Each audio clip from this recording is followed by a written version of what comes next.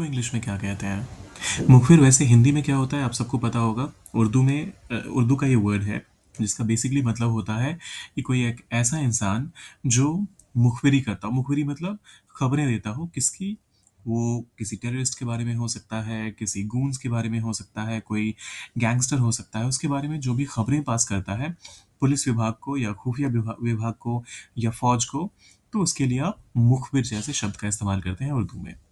English में क्या कहते हैं इसे? आइए सीखते हैं। शुरू करने से पहले एच फॉर हिंदी 1 to 1 आपकी Hindi to English learning journey का पार्टनर है, तो इस पार्टनरशिप की डील को कीजिए seal by clicking on that subscribe button. और अगर आप अपना फ़ोन या टैबलेट यूज़ करें तो टैप कर दीजिएगा। क्लिक तो वैसे आप लैपटॉप से करते हैं, जहाँ पर भी आप एक एक्सटर्नल डिवाइस से जब वहाँ पर टैप करते हैं, वहाँ पर क्लिक करते हैं तो एक क्लिक की आवाज़ आती है। तो इसी वजह से ये डिफरेंस हो गया क्लिक और टैप का। अब करते हैं शुरुआत। मुखबिर के लिए इंग्लिश में जो वर्ड है वो है इन्फॉर्मर या फिर इन्फॉर्मेंट। इन्फॉर्मेंट ज़्यादा फॉर्मल है, आप इसका इस्तेमाल ज़्यादा करके कर सकते हैं। इन्फॉर्मर वैसे गलत नहीं है। तो इन्फॉर्मेंट हो गया हमारा वर्ड। ये नाउन है तो इसको प्लीज नाउन की तरह ही इस्तेमाल कीजिएगा। पहला एग्जांपल आता है, पुलिस को मुखबिर से खबर मिली। The police received information from an informant. अब यहाँ पर बहुत सारे लोग गड़बड़ क्या करेंगे, the police received an information from an informant या फिर the police received some information from an informant. वो मत कीजिएगा। इन्फॉर्मेशन जो है कलेक्टिव नाउन है इसका, या फिर अनकाउंटेबल नाउन है, सॉरी कलेक्टिव नहीं अनकाउंटेबल नाउन है। आप इसको काउंट नहीं कर सकते, जैसे न्यूज़ को आप काउंट नहीं कर सकते। तो वैसे ही आप इंफॉर्मेशन के आगे कम से कम अ का इस्तेमाल तो नहीं कर सकते। हाँ, अगर कोई बहुत ही खास तरह की खबर मिली है तो द इंफॉर्मेशन आप कह सकते हैं। The police received information from an informant या फिर the police received the information from an informant. अच्छा, दी मैंने क्यों कहा द पुलिस लेकिन दी इंफॉर्मेशन?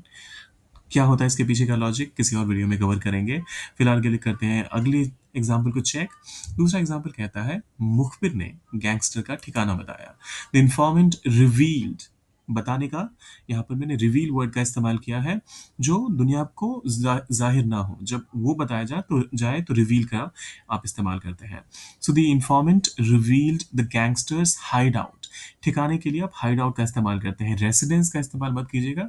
रेसिडेंस एक बहुत ही रेगुलर टर्म है जिसका मतलब होता है कोई भी इंसान जहाँ रहता है आप उसके लिए रेसिडेंस का इस्तेमाल करते हैं। लेकिन ठिकाना ठिकाना जैसे शब्द के लिए आप हाइड आउट को अगर इस्तेमाल करेंगे तो वो ज़्यादा अप्रोप्रिएट होगा। एक बार फिर से, the informant revealed the gangsters hideout. The informant revealed the gangsters hideout. मुखबिरों के कारण कई अपराध रोके गए। मेनी क्राइम्स वर प्रिवेंटेड, रोके गए। तो यहाँ पर हमने पैसिव का इस्तेमाल किया फॉर द सिंपल रीजन कि अब जो क्राइम है वो उसने खुद को तो रोका नहीं, अपराध रोके गए। Many crimes were prevented because of informants. अच्छा, एक्टिव पैसिव के लिए भी रिक्वेस्ट आई हुई थी, वो भी हम एक दिन एक पूरा दिन डेडिकेट करेंगे उस पर, जल्दी ही आएगा उस पर भी वीडियो। और नरेशन भी कवर करेंगे। इनफैक्ट मैं सोच रहा हूँ कि ग्रामर के टॉपिक्स को भी एक एक दिन करके सारे टॉपिक्स को कवर कर लूँ। कुछ पर्सनल सिचुएशंस हैं जिसकी वजह से बहुत फ्रीक्वेंटली वीडियो जैसे आनी चाहिए वैसे आ नहीं पा रही है। बट आई एम श्योर आप लोगों को अभी भी जितनी जानकारी मिल पा रही है उससे भी आपकी लर्निंग जर्नी कम से कम कंटिन्यू हो रही है। एक बार फिर से, मेनी क्राइम्स वर प्रिवेंटेड, प्रिवेंट मतलब रोकना। Many crimes were prevented because of informants.